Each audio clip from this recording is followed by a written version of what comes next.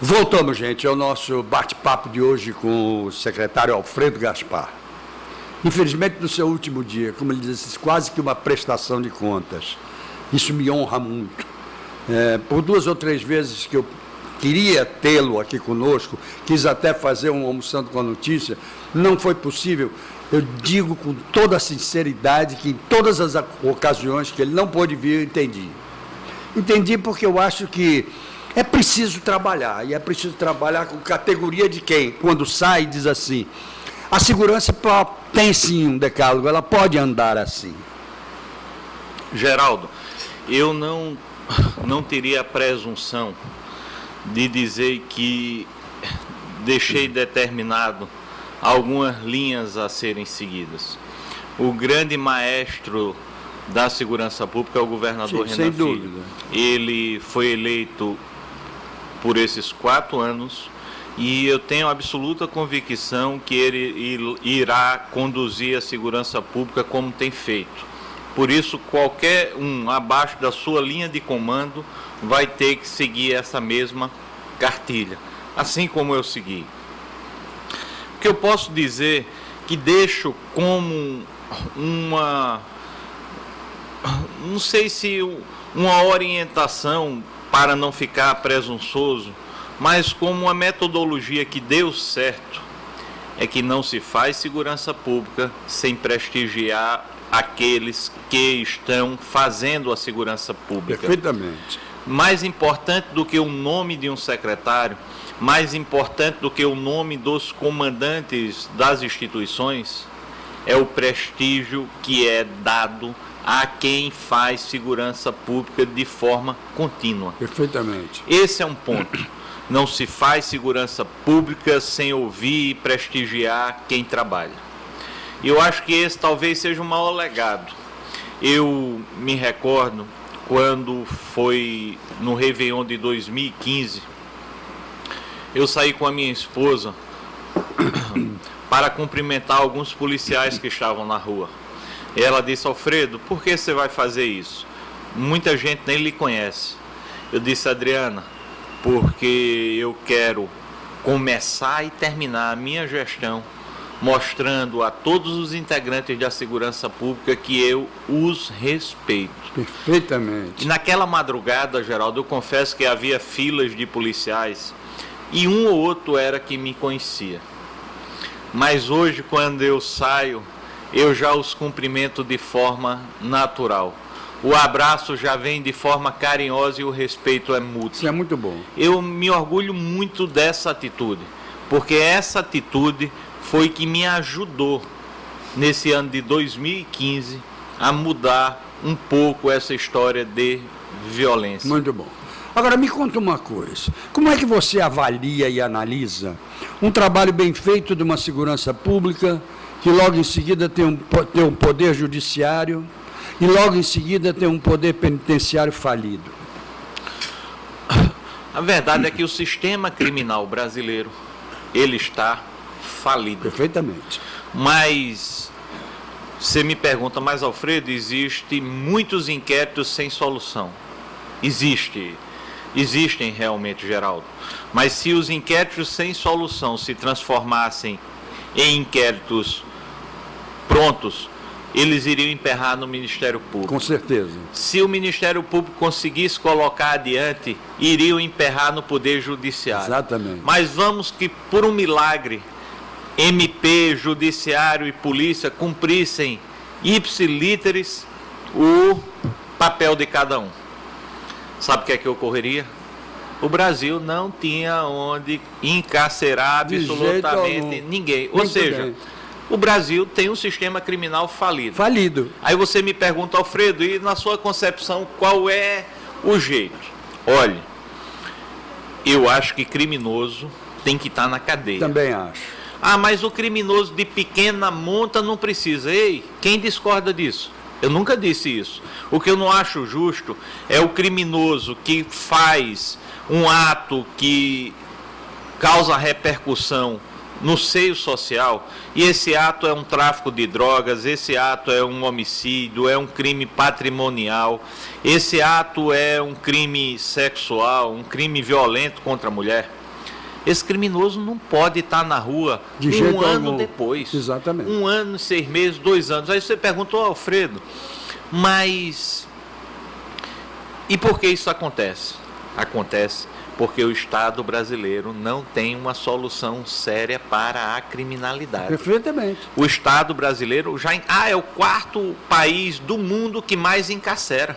Infelizmente está precisando encarcerar mais gente. Só que não tem carceragem. Exatamente. Aí você diz, mas só pobre vai para a cadeia. Vamos mudar um pouco essa teoria, porque é o seguinte, é a população mais pobre que está na cadeia, Geraldo.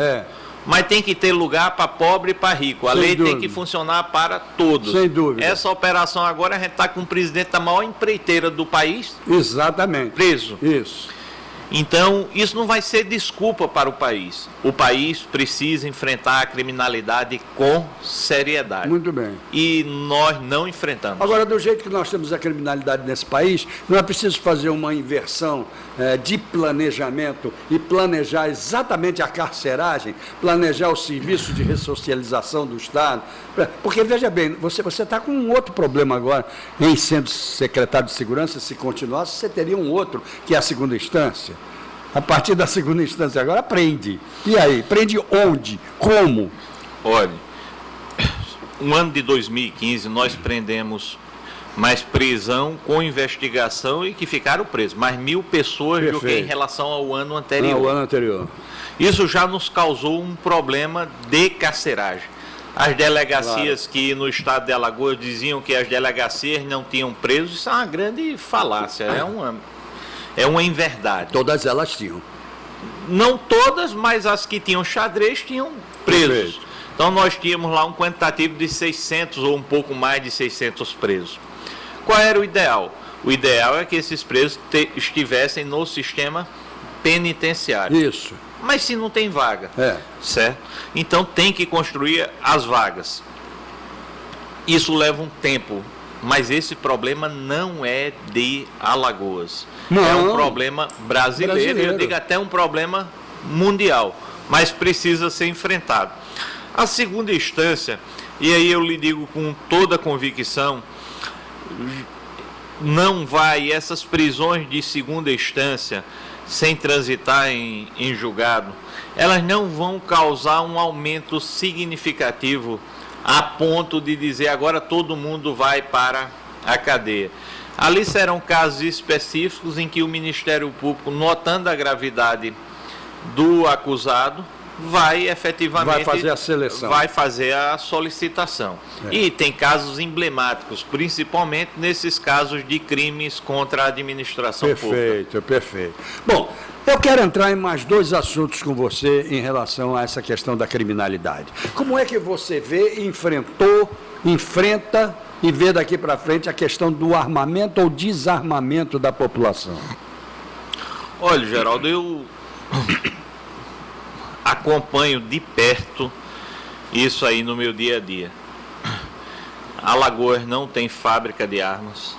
Alagoas tem um quantitativo ainda de armas muito grande nas ruas.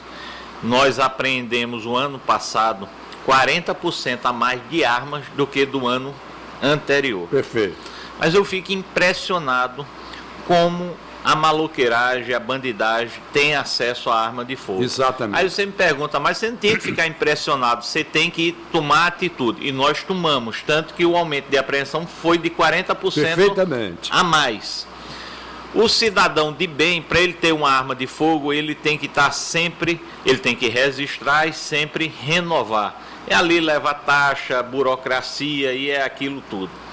As armas registradas, elas não são as armas que causam maior número de maneira alguma problema. As armas que estão ilegais no mercado, essas sim são os objetos da cobiça da bandidagem.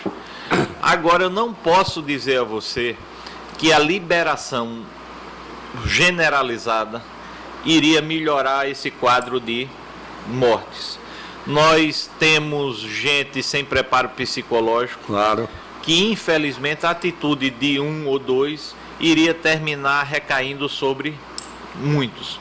Isso tem sido visto nos Estados Unidos com muita frequência. Exatamente. Aqueles ataques a escolas, por exemplo, a ambientes de trabalho. Eu acho que é um caminho sem volta. O Estatuto do Desarmamento, eu não acredito que ele seja modificado. Pode haver alterações pontuais para que determinadas categorias ou classes de pessoas, por exemplo, um fazendeiro, uma pessoa que tem uma condição diferenciada de risco, portar arma.